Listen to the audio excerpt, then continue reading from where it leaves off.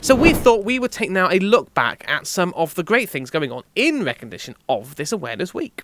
Yes, now we all know that Seetec Plus and Plus staff provide an amazing range of support and services to their participants, but some of the staff also provide a dedicated support service called the Listening Ear, and this is for their colleagues. So we will be finding out more about this unique service a little bit later on. Always nice to hear about staff looking after their own sometimes. I like You've got that. to look after each other. We will also be hearing more about a collaboration with the Mental Health Opportunities team at Plus and the Restart scheme to take participants on a walking trip with a difference. Yes, Sounds lovely. It does, doesn't it? But first, we are going to have a little chat with Tina, who is a marketing and communications manager. Hopefully, I got that right. Within the Interventions Alliance, which is part of the Seetec team. And she is also a person-centered psychotherapist in her spare time. So, no stranger to understanding issues surrounding mental health. Welcome, Tina. Hello. Thank you for having me on Chaos TV. Oh, you're more than welcome. Thank you for coming on. Thank you for taking the time. That's quite a lot already, just around your name we've read out there. What a fantastic person to have on. Thank you for joining us. You run your own private psychotherapy service. I hope I've said that right. Could you tell us a bit about how you became interested in this type of therapy? Right, no problem. So, yes, you're right. I'm a person-centered psychotherapist. I qualified with a master's in psychotherapy at Metanoia Institute, which is part of Middlesex University. I'm currently doing a doctorate in psychotherapy as well, and I will qualify as a doctor in 2 years' time. I got into this because I was always interested in helping, supporting people. I have a strong motivation to help and support people who are suffering. I'm a really curious person, and that means I always need to know the context of why with everything.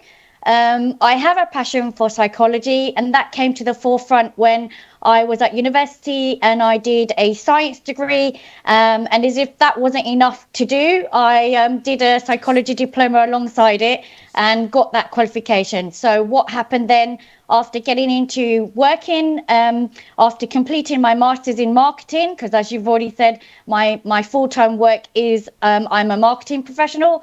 After finishing my master's in marketing, I then went back to education to train to be a psychotherapist. Wow. Where do we even... Wow, I mean, that's amazing. It's an interesting combination, that.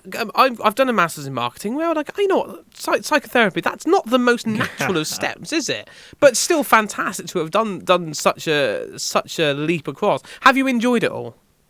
Yes, I have definitely enjoyed it all. And your comment where you said it's not really connected is in actual fact they are connected, because in order to market to people, you need to know how they think and what's going to get them to buy into what you're marketing. So the psychology is already there. Fantastic. You know what? Being taught things every day here at Chaos today is no different. I like that. That's very good. It is. Sometimes all it takes is somebody just to explain that little connection. Then you're like, okay, yeah, that makes sense. I get that. Yeah, absolutely.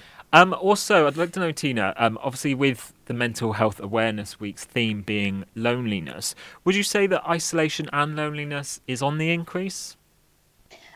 Yes, definitely. Now, there is research to show that there's an ever-increasing connectedness world that we're living in because of our digital communications. And I know that sounds like a controversy because we're in a world which has got lots of digital communications, you'd think that we'd be more connected. But in actual fact, we're going through lots more loneliness than we've ever been in any society. This is because societal psychology plays a huge role in how we develop or not develop, as it was, in terms of a relationship with ourselves. This is what causes the loneliest parts of ourselves. So to give you, like in layman's terms, the more occupied you are with your life, i.e. the more you do your work, the more you watch TV, the more you listen to music, the more you are on social media, the more you talk with your friends, the more disconnected you are with yourself. So this is what the root cause of mental health concerns are. You probably already are aware, as with like lots of people will be aware, that there's lots of advocates to do with needing to do meditation, needing to do mindfulness. All of these practices are trying to get you back to have a connection with yourselves. Very wise words there coming through. I love that. Thank you very much. I think as years have gone on, people have started to realise how much our mental well-being has such an effect on our physical well-being.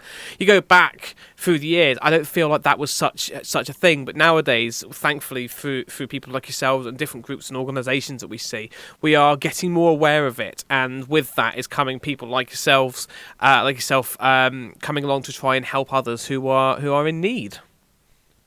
Exactly. So a main proportion of my doctorate is actually trying to advocate that there needs to be more neurobiological information available to people, because everyone has mental health concerns. If anyone goes through stress, that's a mental health concern.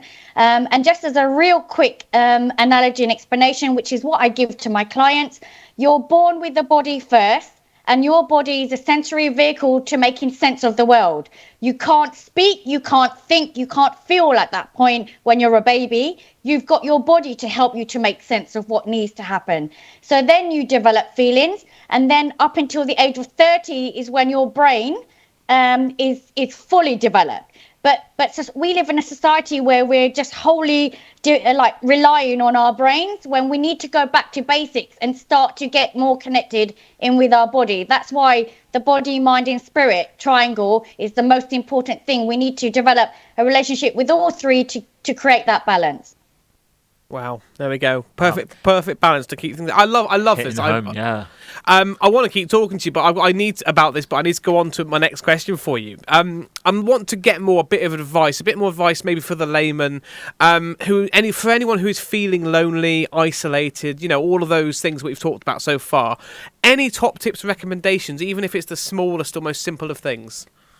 Sure, no problem. I would recommend spend time doing things to connect with yourself on a regular basis.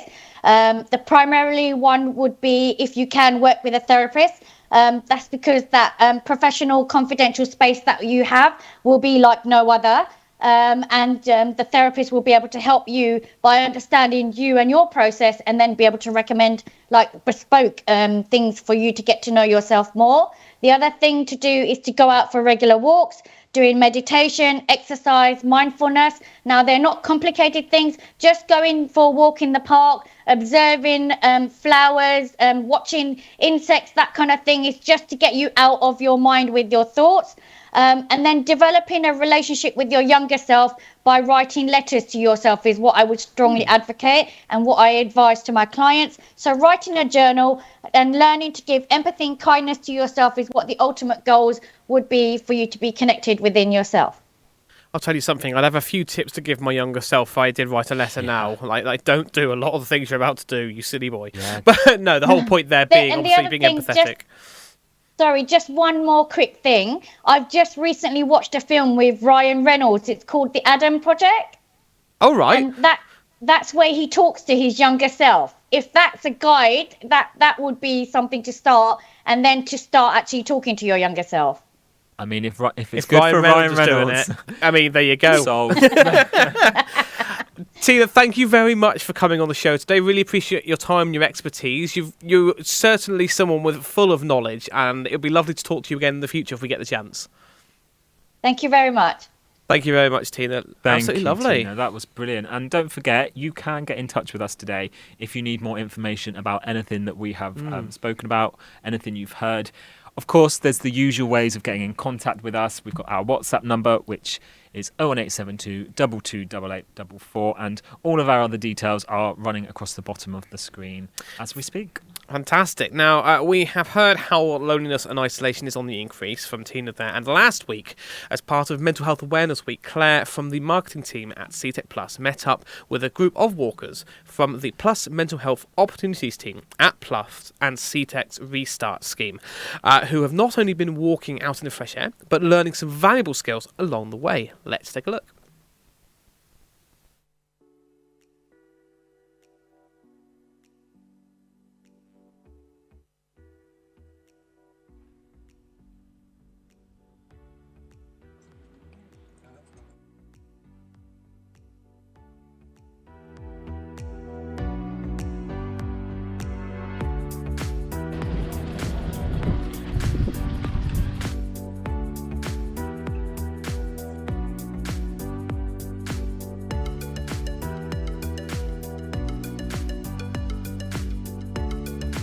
I work for Cosmic. I'm a senior digital trainer on the Restart project.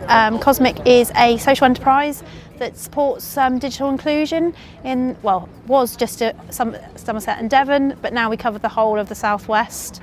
It's about bespoke one-to-one support for people, ensuring that they can get online, allowing them to access, job applications, being able to basically become part of the digital world and be digitally included in the world we live in today, really.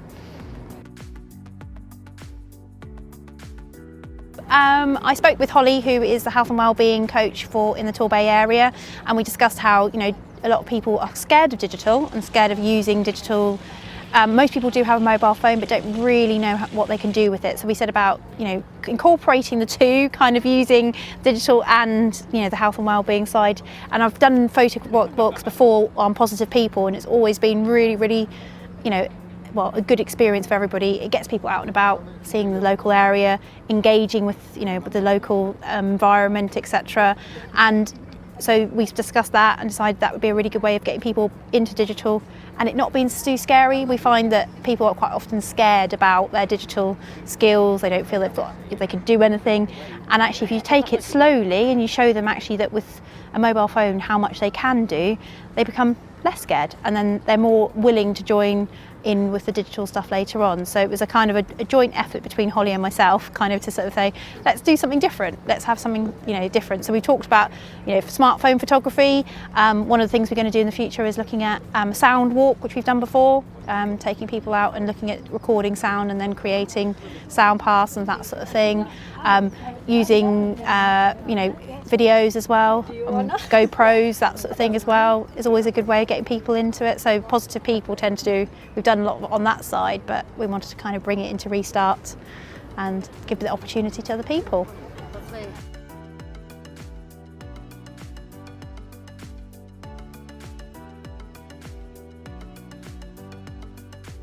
What have you enjoyed most about today?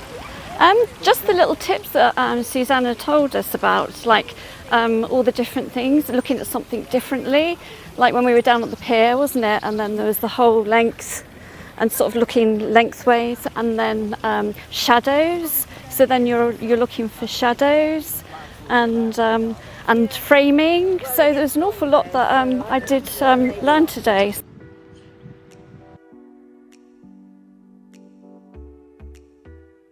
I took totally different pictures of different things. I mean, it's like the big wheel, and then I got really close up, and it was all the colours underneath the pod, and the architecture and everything. So you look at it, it's totally different, and you can zoom right in. I've done walk and talk with Holly before for the wellbeing, but this is the first time it's been on taking photographs. Yeah. So normally you've got your mobile phone and you just take a normal standard picture, don't you? Yeah. But no, Susanna, I mean, it was just a small talk, but she just pointed out so many different things, like the thirds and the lines. That was really interesting when you can, I don't know what the proper technical terms of it is, but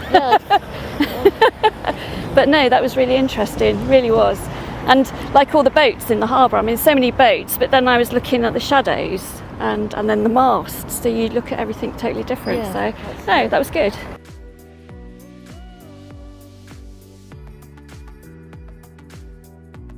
So I'm Katrina and I work for Plus as an employment coach or employment advisor on the mental health team.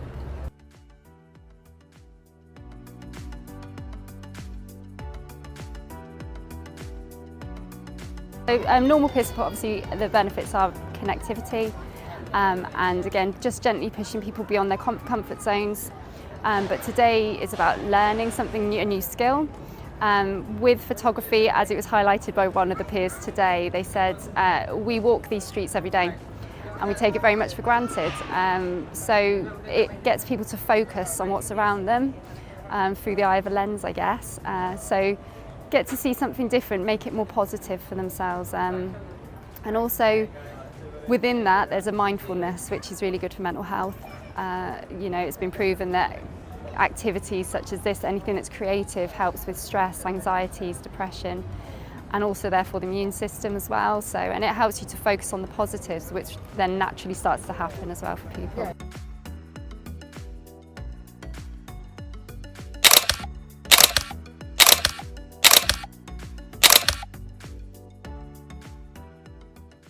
I think that there's definitely increased loneliness, and also when you become part of peer support, you notice how many people are actually isolated and lonely, and given this opportunity for people to connect in the way that they do through peer support, I saw laughs today which I haven't seen for a long time in people, and I know that this offers an opportunity not just to connect within peer support, but then to open up connection outside of peer support as well, so people can move forward into building friendships beyond this.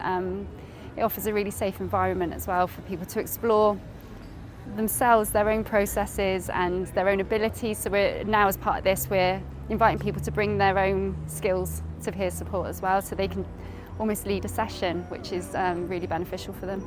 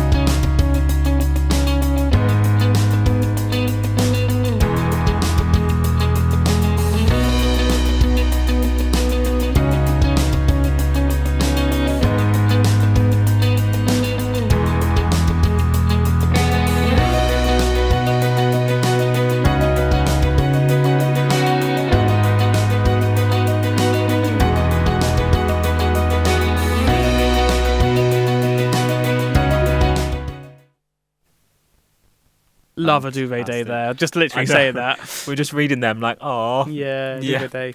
Now, another service which has been helping people with isolation is the Listening Ear support service, which was set up during the pandemic for Seetec Plus and Plus staff.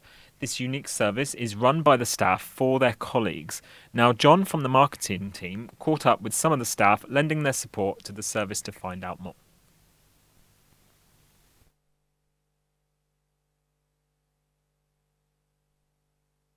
Hello. In recognition of Mental Health Awareness Week, we're taking a look at Seetec Plus's initiative to provide support to employees. It's called the Listening Ear. I'm John Govier from the Plus marketing team, and I'm joined by three of my colleagues from across the organisation. Chris Hall, who is team leader for WorkFit, Katie Clark, a health and wellbeing team leader for Plus, and Michelle Barlow from the Mental Health Opportunities team. Thanks all for joining me. Can I start by asking each of you to tell us just a little bit about your own experiences of mental health and why you wanted to get involved with the Listening Ear? Yeah, hi John, thank you. So for me, getting involved with the Listening Ear was when COVID first started, because I wanted to try and help some of the colleagues across the business. And that really comes from my own experiences and understanding of anxiety and some of the struggles you can have when you're experiencing that. So the reason I'm in this job and in this line of work is because I have got some lived experiences with my own children, but also with myself.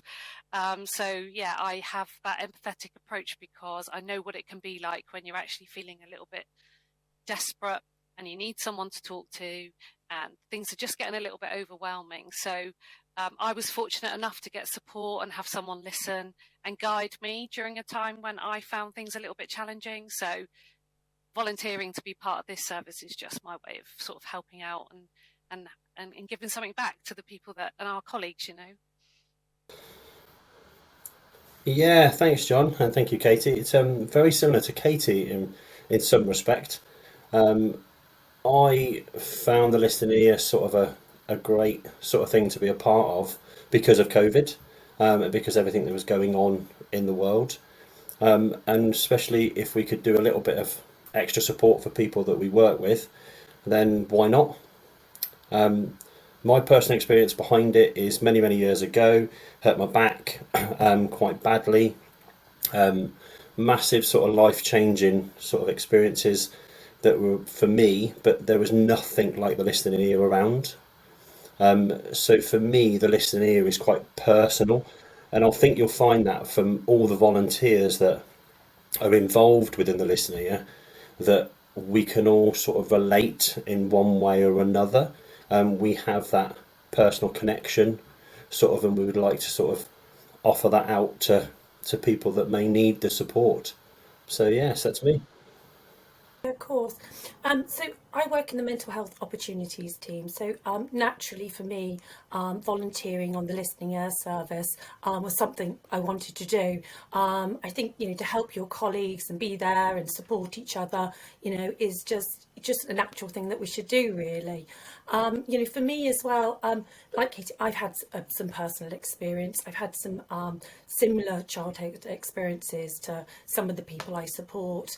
So I can relate to them, and I can empathise. So it's really important for me to be able to use some of my knowledge and experience to be able to support others if I can. So yeah, it's important to me.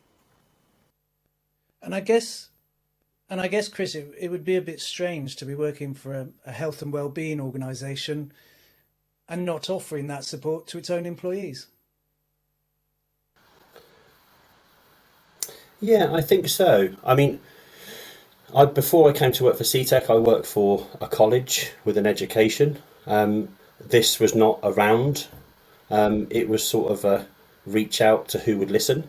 If you needed that advice, you would just have to sort of try your luck, see if someone wanted to listen and offer that little bit of guidance or that listening ear.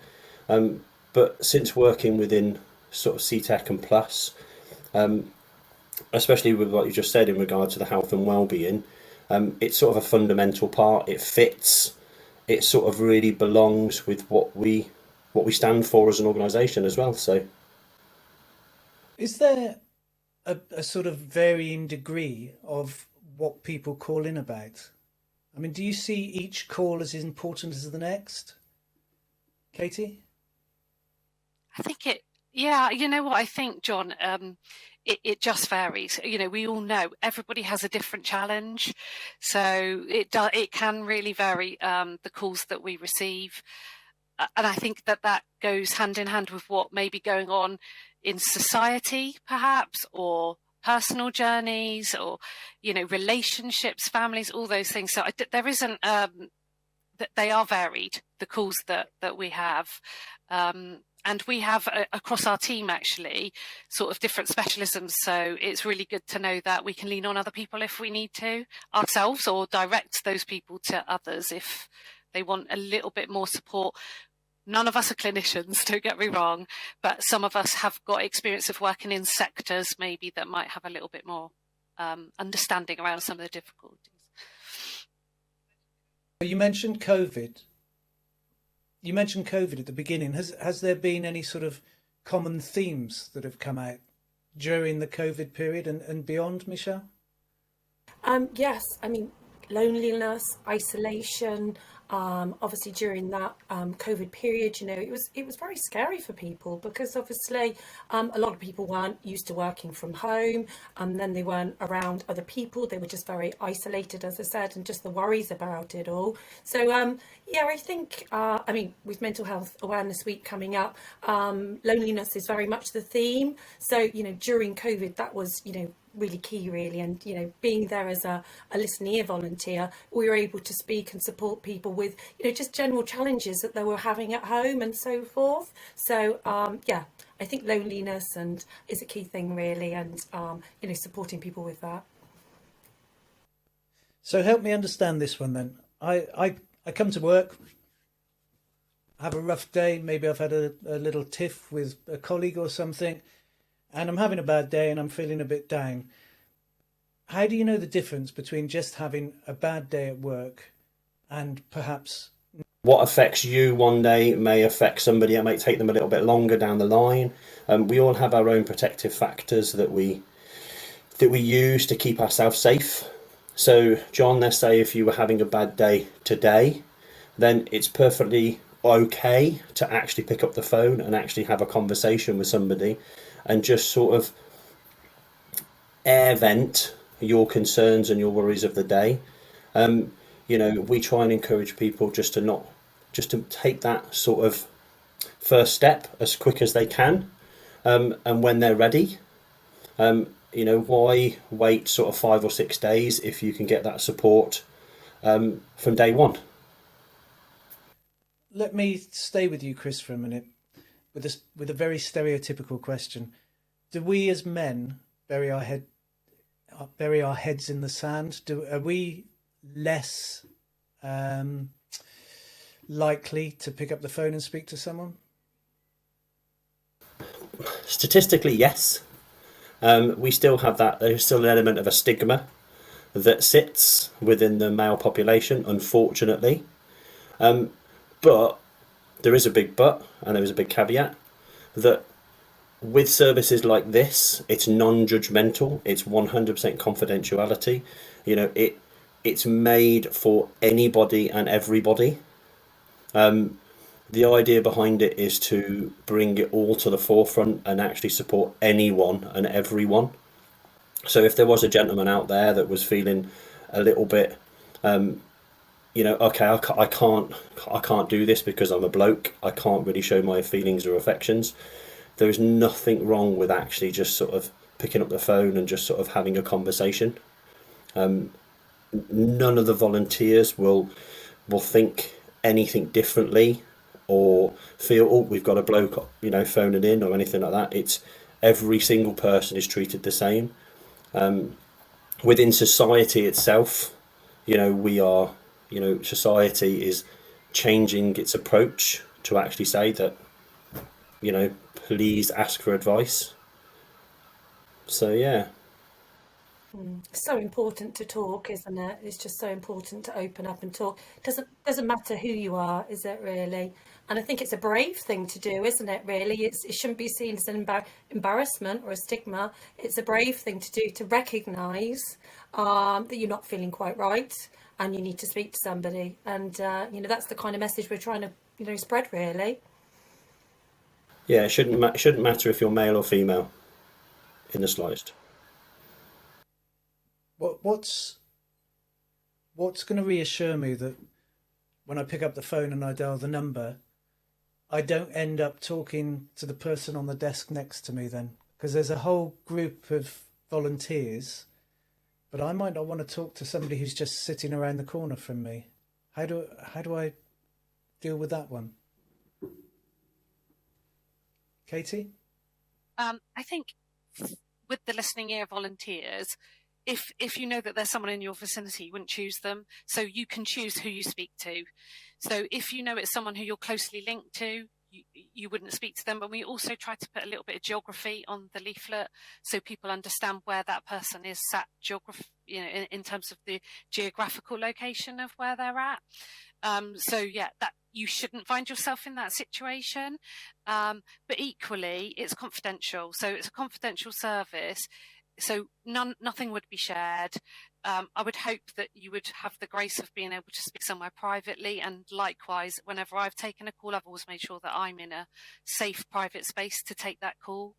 So I think I guess there may be an occasion where you're in that situation, but there are many ways of you preventing that happening. But I would also suggest if you're in need at that moment, then even if it was someone in your close proximity, it probably still an advantage to have someone to talk to, more at ease and a little bit better. So, and how anonymous can I remain? Do I have to give you my name, where I work, or those sort of things? Nope, absolutely not. You are the person that we would be speaking to or listening to, should I say, can stay anonymous as they would like. They don't need to give any other information apart from saying hello if they would like to say that. It's completely 100% led by them. And I think partly the reason we've come on today as well, myself and Katie, we have kind of disclosed a little bit about our mental health. So that's also to encourage people and normalise it really, so that feel, the people are not alone, and we all have very similar experiences. And this is why we want to support people and be there for each other through the listening ear. We've spoken about confidentiality, and this is probably going to sound a bit strange now, but do you have any success stories? Do you follow things through and find results afterwards? Do you get to hear about people you've helped? I mean, that it's a difficult one, because obviously we're offering a confidential service and we may not know who we're speaking to. But certainly if you do get that disclosure and someone is speaking to you, then yeah, of course, naturally you want to follow up and make sure they're okay, make sure they've followed through with some of the actions that you may have given them, or just to check in, make sure they're okay again. But very much led by our colleagues, and if that's what we feel is appropriate as well, then we will reach out and just say, hey, just checking in, how are you doing, and leave it at that. It's not anything that we're not advertising ourselves as an ongoing support service. We are a listening ear for people who may have found things challenging. And, I think, I don't even know if we've covered this earlier, but, the things that we deal with, or that our staff across the business deal with from day to day, can sometimes be triggering and can sometimes need an offload. And unless you're in a really fortunate position, you get supervision daily, it might just be that you've had a tough day, as you said earlier, John. It could be just a tough day, and you just need to go, oh, this happened to me today, and rather take it home to your husband or your wife or your significant other. You can speak to someone on the phone, and it's done. It's dealt with. So. No participant concerns as well. I wanted to highlight, it's not just about our well-being, it's about participant concerns as well. If you're concerned about somebody or something's really worried you can phone through to the listening ear as well. Or say if you've had a safeguarding issue that you've needed to deal with, which are very challenging, obviously, and can be quite upsetting. The listening ear can be for you there as well, just to download any difficulties you had safeguarding wise, or with any customers. So how available are you, and how would we make first contact? So we've got a poster that we've sent out to all our colleagues, and on there it's got a list of names and telephone numbers. What we suggest is you're more than welcome to obviously just phone up direct, or you can maybe text someone and arrange a time that's mutually convenient for you both. As we've said many times, it is a completely confidential service, so you might think, oh, I just want to arrange slightly after work or something like that. But yeah, I suggest that you either phone or text someone and arrange a mutually convenient time, unless, as Katie pointed out before, it's something a bit urgent, then just obviously feel free to phone. Just to add on that, sorry, as well, we also have our email addresses on there, so it can be emailed. It's person-led, so if they want to do the whole conversation, as Michelle said, through text, it can just be through text. It doesn't need to be. It's anything that works for the person that just wants us to be there for them. And as I said previously, it can be for anything. It doesn't need to be work related. It can be work related, obviously. It's just really important to get that message out that we're here to support. Yeah, it's a very holistic approach. It's very person-centered. Yeah, it's person-centered and versatile. Yeah. It is worth also mentioning that we are only available during working hours. So if they need anything outside of that, which I think we have a cut-off at 6 o'clock, the phones will be off for the listening ear, because we have got the employee assistance program that's 24/7. So that's the one for anything out of hours, really. But in terms of the listening ear, 8:30 in the morning till 6, you'll generally be able to get somebody on that list of your colleagues. Chris, Katie, Michelle, thanks for your time today. And if you'd like to know more about the listening ear, full details are coming up on your screen right now.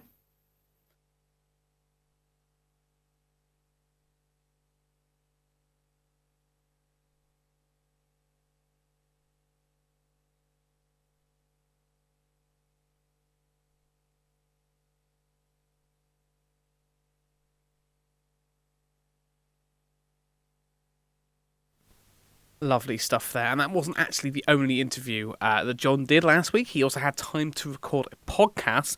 We're going to actually show the page you hear now on your screen.